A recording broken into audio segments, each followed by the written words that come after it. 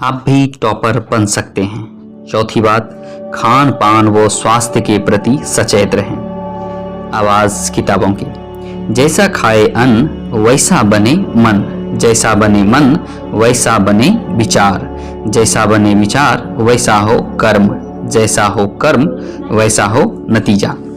आहार ही जीवन है। परीक्षाओं में टॉपर बनना बहुत आसान नहीं है। केवल पढ़ाई के द्वारा ही कोई विद्यार्थी टॉपर नहीं बन जाता है। इसमें कई चीजों का संगम होता है। टॉपर बनने के लिए एक अनिवार्यता यह भी है कि विद्यार्थी तन से स्वस्थ हो, फुर्तीला हो, रोग रहित हो, शक्तिवान हो और साथ ही मन से भी स्वस्थ हो। इसके लिए जरूरी है कि हमारा खान पान सात्विक, शुद्ध और ऊर्जादायक हो। हमारे पुराण और ग्रंथ में तो इस बात को स्वीकार करते ही हैं कि हमारे नतीजों को हमारा आहार प्रभावित करता है, लेकिन आधुनिक मेडिकल साइंस भी इस बात को स्वीकार करती है कि हम जैसा भोजन ग्रहण करते हैं वैसा ही हमारे मस्तिष्क में न्यूरोट्रांसमीटर का निर्माण होता है और इसी के आधार पर हमारे कार्य के नतीजे प्रभावित होते हैं।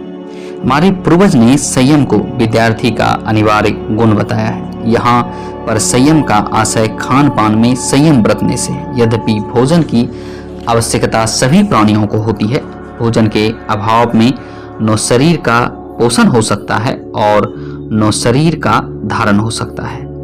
भोजन से ही शरीर में बल आता है, स्मरण शक्ति, आयुष, सामर्थ्य, वर्ण, क्रांति, उत्साह, धैर्य आदि सभी कुछ आता है। भोजन के द्वारा ही प्राणियों की रक्षा होती है और वे कुछ करने में समर्थ होते हैं। शरीर शास्त्रियों के अनुसार हमारा शरीर 5 तत्वों से मिलकर बना है। ये है आकाश, वायु, अग्नि, जल और पृथ्वी।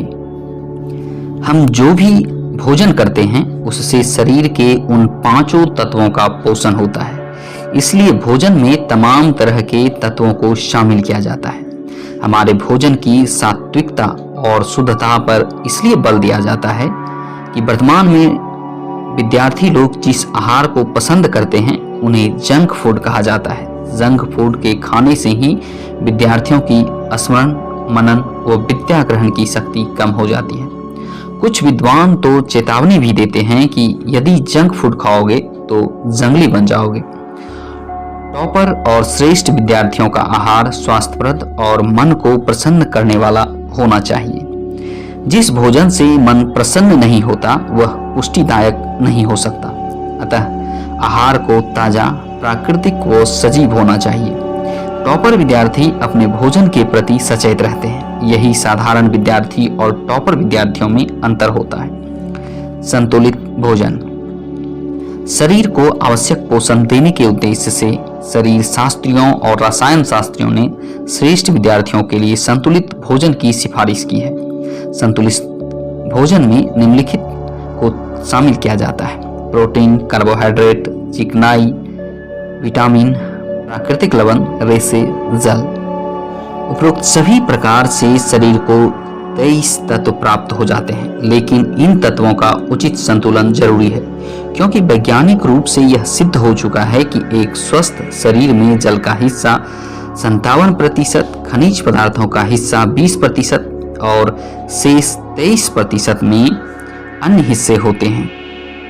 इसका आशय यह हुआ कि जब यह सभी मूल तत्व शरीर के इन्हीं परिणामों में मिलते हैं तभी शरीर की धातुएं सक्रिय होती हैं और शरीर अपना प्राकृतिक अवस्था में अर्थात स्वस्थ रहता है। और जब इन 5 तत्वों का मिश्रण उचित मात्रा में होता है तब ही सभी शारीरिक क्रियाएं ठीक प्रकार से कार्य करती हैं। विद्यार्थी क्या खाएं? विद्यार्थी जीवन संयमी जीवन होता है, वैसे भी विद्यार्थी को अल्पाहारी कहा गया है। अतः विद्यार्थी को अपने भोजन में निम्नलिखित को प्रमुखता से शामिल करना चाहिए: दूध व दूध से बने पदार्थ, अंकुरित अन्न व दालें, फल जो मौसम के अनुकूल हो, हरी सब्जियां, रेशेदार अन्न व सब्जियां, सूप एवं रस, सूखे मेवे, नींबू पानी को भी शामिल करें। भोजन संबंधी आदर्श नियम। बुरे लोग खाने और पीने के लिए जीते हैं, जबकि अच्छे लोग जीने के लिए खाते और पीते हैं। भोजन के संबंध में पूर्वजों ने कुछ नियम बनाए हैं जिन्हें आदर्श नियम कहा जाता है। यदि इन नियम का पालन किया जाए तो भोजन शरीर के लिए अमृत तुल्य हो जाता है। इन नियमों को मानना आपके ऊपर कोई बंधन या दबाव नहीं है। पहले इन्हें जान लीजिए, फिर मानने या न मानने के संबंध में निर्णय लीजिए। भूख लगने पर ही खाना खाएं। उतने ही भोजन करें जितने से भूख शांत हो जाए। प्रत्येक ग्रास को खूब चबा चबा कर खाएं। एकाग्रचित्त और शांत मन से भोजन करें। रात्रि में शयन से 3 घंटे पूर्व भोजन करें। 2 भोजन के बीच में 5 से 6 घंटे का अंतर रखें। शयन से उठने के तुरंत बाद भोजन न करें। भोजन में जल्दबाजी न करें। भोजन के समय बातें न करें। मिर्च, मसाला और उत्तेजक पदार्थों का उपयोग न करें। गरिष्ठ भोजन भूलकर भी न करें। बासी भोजन से परहेज करें। भोजन करने से पूर्व या बाद के 1 घंटे बाद ही पानी पिएं। चीनी, मैदा, पॉलिश वाले चावलों आदि का सेवन कम से कम करें। नमक, मिठाई, मसालों की मात्रा घटाएं। फल व सब्जियों को धोने के बाद ही खाएं। चोकर सहित आटे की रोटी खाएं। भोजन के तुरंत बाद मानसिक व शारीरिक श्रम न करें। यदि शरीर अस्वस्थ हो तो अगला भोजन न करें। बहुत गर्म और बहुत ही ठंडी वस्तुएं न खाएं। टीवी देखते हुए या खड़े खड़े भोजन न करें। अल्प और उचित मात्रा में खाया गया भोजन अमृत है, परंतु अधिक मात्रा में और गरिष्ठ भोजन मृत्यु का कारण भी हो सकता है। अल्प भोजन दिन में 2 बार करने से स्वास्थ्य और कार्यकुशलता में वृद्धि होती है। फास्ट फूड, जंक फूड और ब्रेड के उपयोग से बचें। भोजन नियत समय पर ही करें।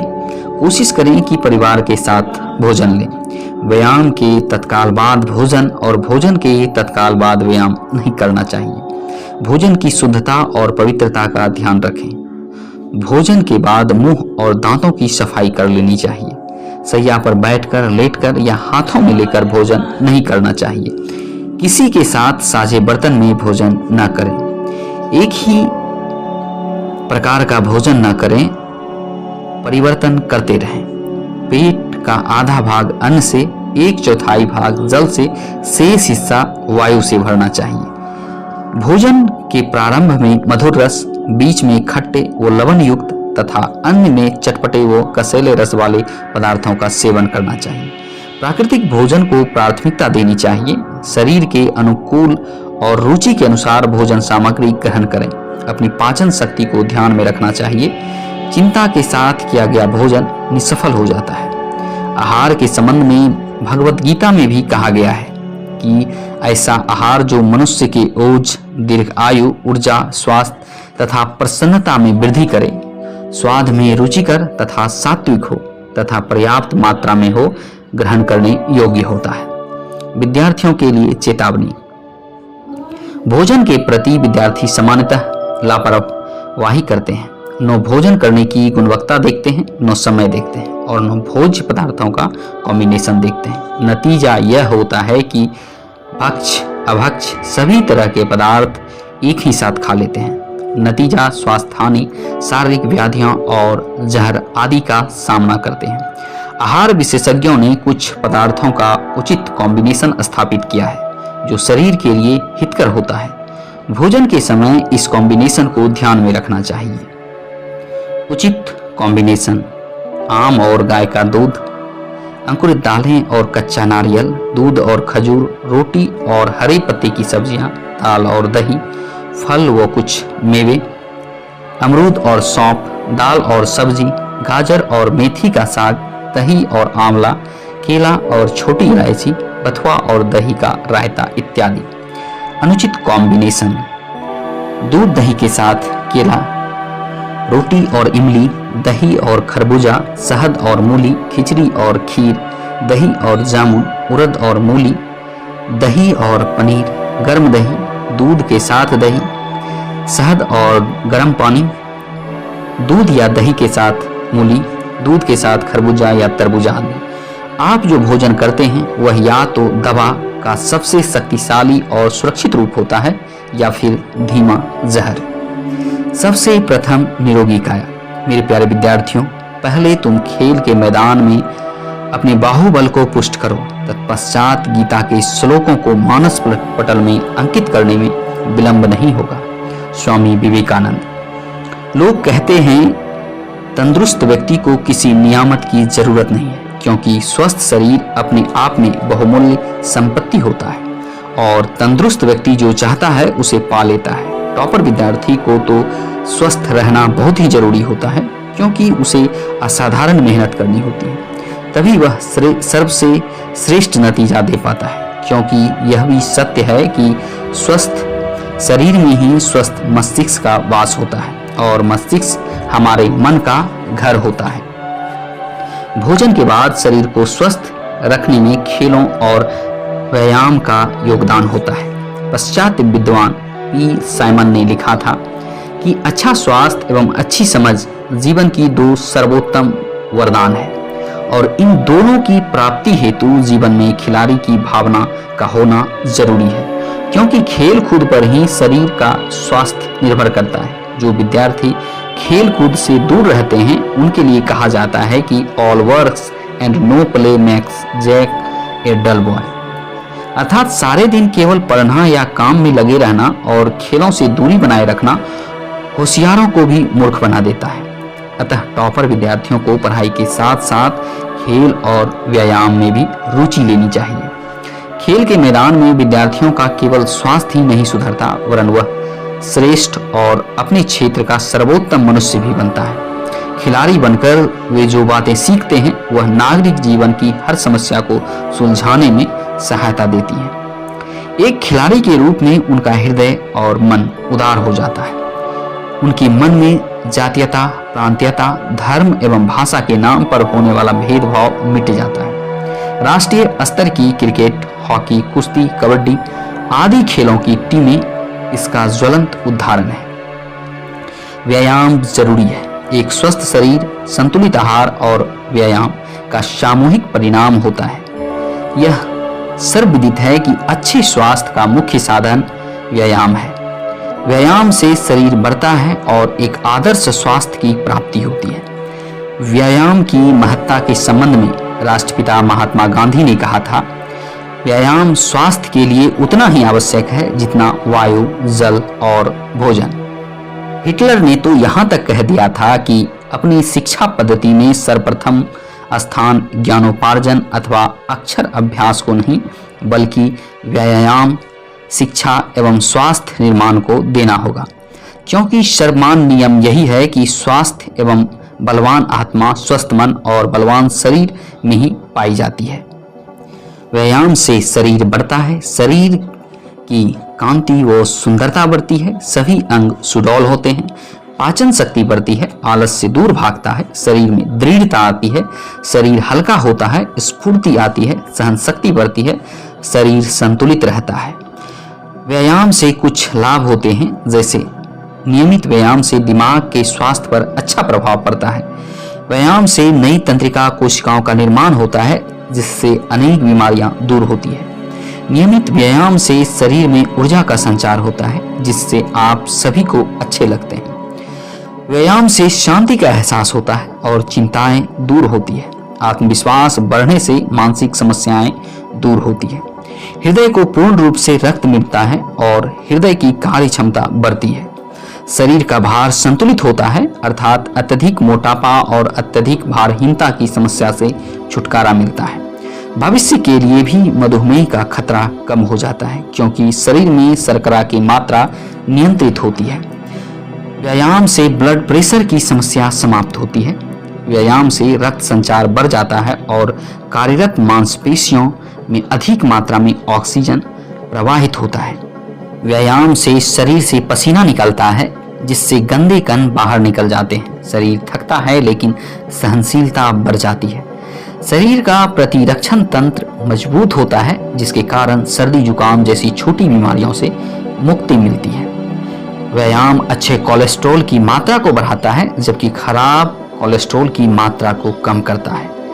धमनियों में जमने वाली परत की समस्या से निजात मिल जाती है।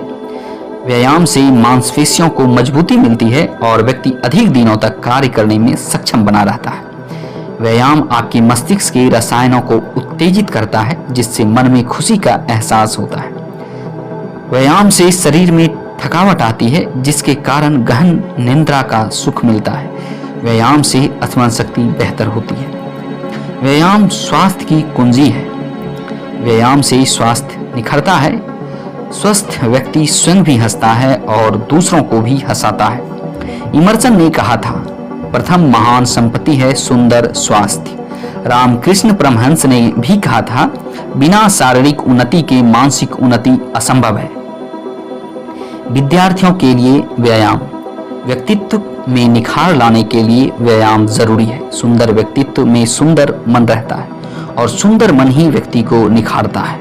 व्यायाम के लिए हमारे पास अनेक विकल्प उपलब्ध हैं। हमारा अपना मनोवांछित व्यायाम कर सकते हैं।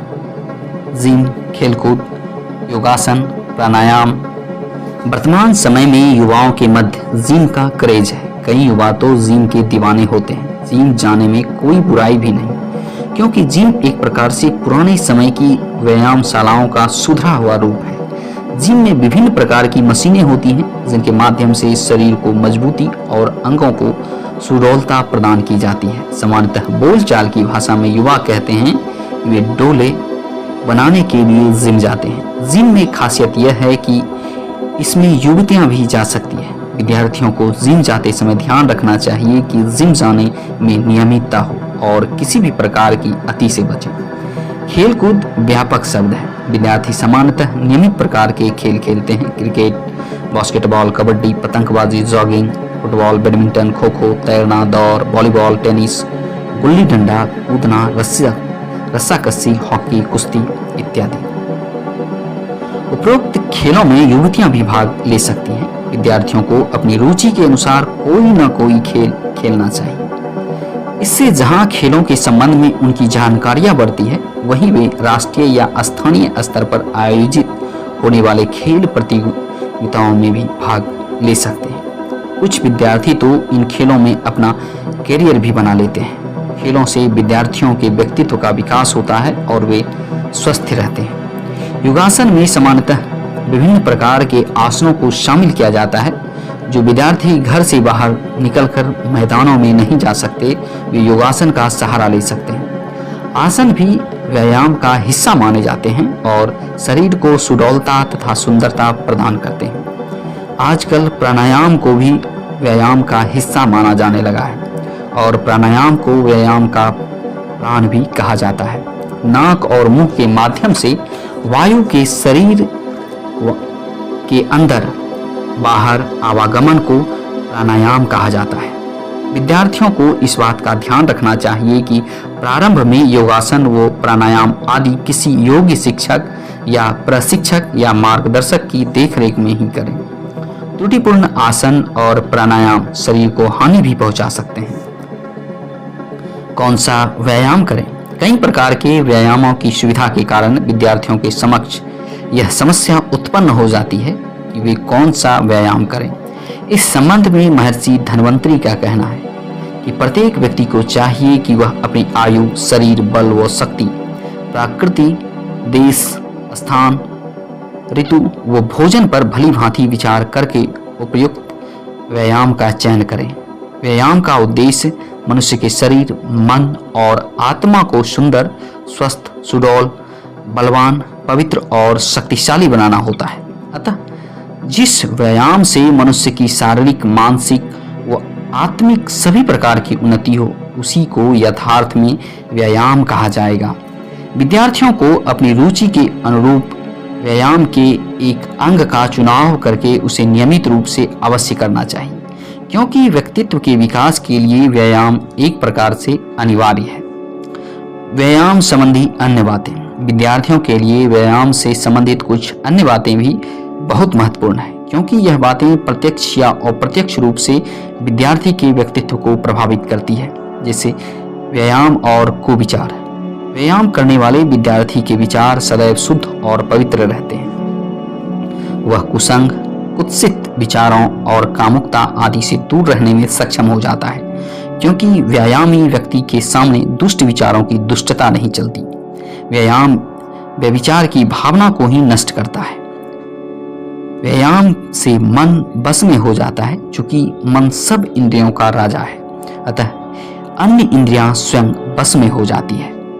व्यायाम की मात्रा के संबंध में महर्षि धन्वंतरी ने लिखा है कि अपना कल्याण चाहने वालों को प्रतिदिन सभी ऋतुओं में अपने बल से आधा व्यायाम करना चाहिए, क्योंकि अति व्यायाम हानिकारक हो सकता है। अति व्यायाम से शरीर बिना व्यायाम के ही थका रहता है और पीड़ा होती है।